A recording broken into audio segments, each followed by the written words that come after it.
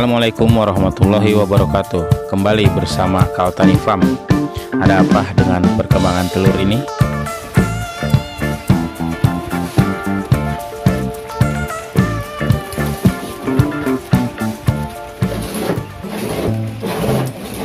Usia puyuh 1 tahun, apakah masih produktif bertelurnya?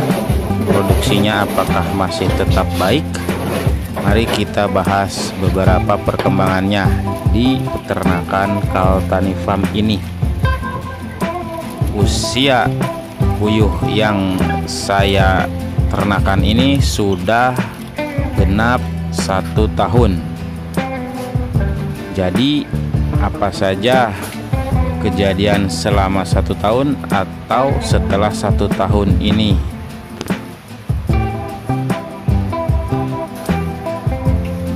Yang pertama tentu di telurnya ya, produksi telurnya.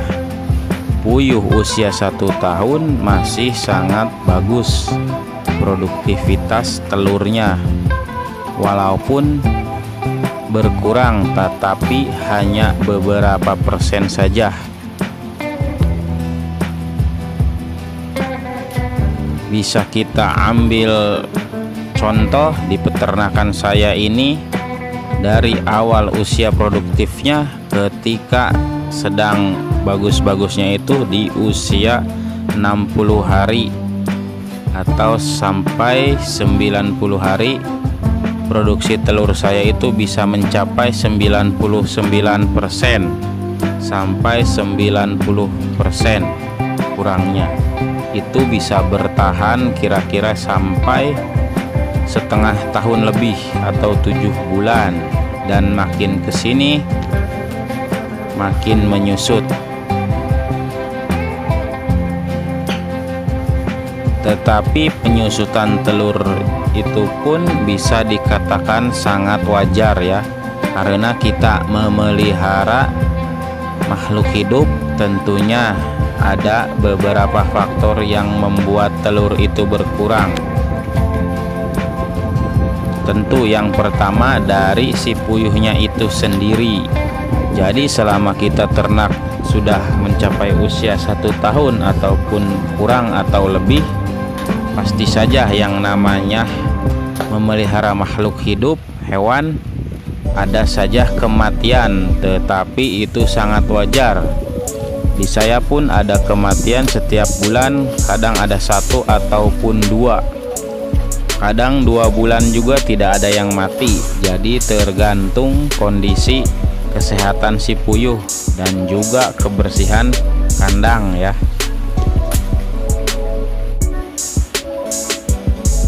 Dan juga beberapa faktor berikutnya yang membuat produktivitas telur puyuh sedikit berkurang. Terkadang kita bisa lihat juga dari perkembangan cuaca, karena yang namanya alam kita tidak tahu ya, cuaca sewaktu-waktu berubah. Misalkan dari cuaca panas tiba-tiba hujan di sore harinya, ataupun sebaliknya, itu sangat mempengaruhi kesehatan si puyuh dan tingkat kesetresannya. Jadi kita sebagai peternak harus benar-benar pintar atau sabar merawat ternak kita itu sendiri agar telurnya tetap bagus dan berproduksi secara baik.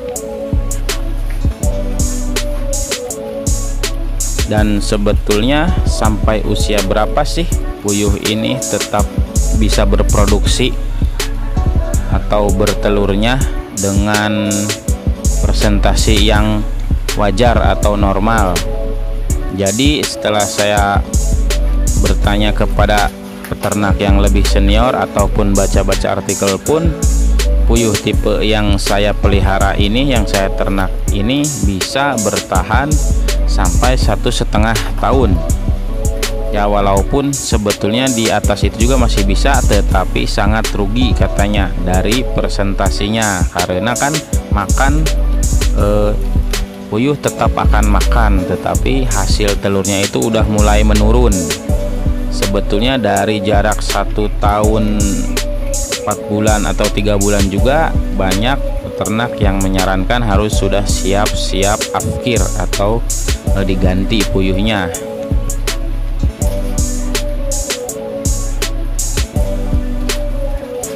Nah, sebelum itu, sebelum kita sampai ke usia afkir, ada beberapa tips yang mungkin sangat baik ya, agar produktivitas telurnya masih tetap terjaga. Makanya dari itu, dimana kita sebagai peternak memang harus benar-benar bisa mensiasatinya.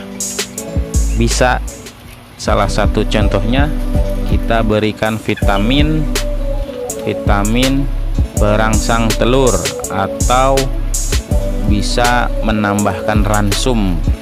Jadi kita tambahkan kepada minuman puyuh ya, yang sangat simpelnya itu vitamin telur itu sih kalau yang saya lakukan.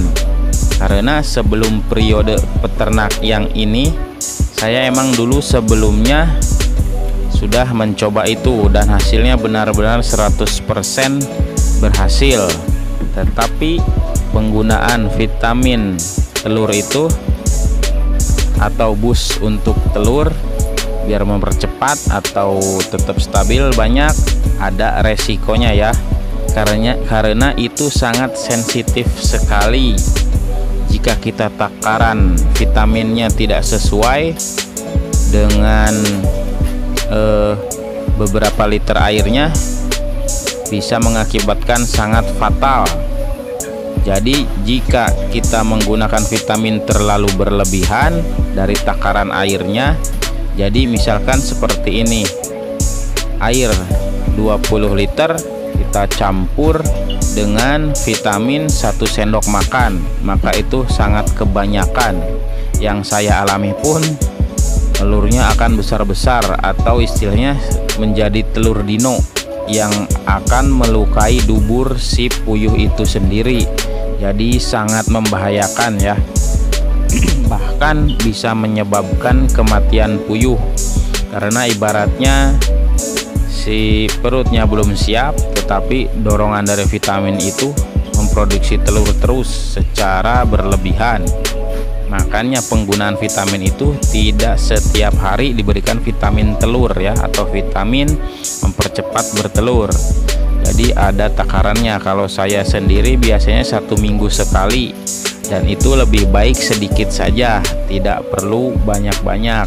Kalau saya 1 toren itu atau 20 liter kurang lebihnya itu saya kasih 1/4 atau kurang dari 1/4 sendok makan pemberian vitamin mempercepat telurnya. Jadi hasilnya itu akan ya seperti normal, cuman emang meningkat, jadi telurnya lebih banyak dari biasanya. Jadi cara mencegah penurunan telur yang terlalu berlebihan, salah satunya dengan pemberian vitamin ya. Dan jangan lupa juga faktornya seperti kebersihan kandang dan juga kebersihan minum si puyuh. Dan usahakan jangan pernah kosong air minum, atau kejadian air minum kosong itu pernah saya alami. Jadi ada sebagian saluran selang yang mampet, terus tidak mengalirkan air ke 1 kotak kandang puyuh. Jadi hasilnya si 1 kotak puyuh itu menurun sekali telurnya, hanya bertelur dari jumlah 30 ekor hanya bertelur 5 ekor saja kira-kira, karena dihitung dari telurnya ada 5 butir. Itu sangat fatal sekali, karena puyuh sangat tergantung dengan air minum. Usahakan jangan pernah terjadi kekurangan air atau surut air itu, karena itu akan mempercepat usia produktivitas telur puyuh atau usia produktivitas bertelurnya. Jadi akan lebih cepat menurun dan juga lama untuk mengembalikan ke fase normal produktifnya.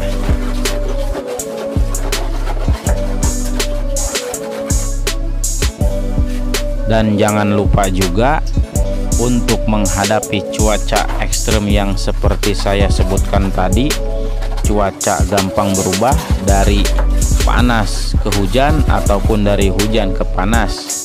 Makanya yang saya sarankan, kandang puyuh itu sebaiknya jangan menggunakan atap asbes. Jadi ketika si puyuh menghadapi cuaca panas itu akan benar-benar sangat panas sekali.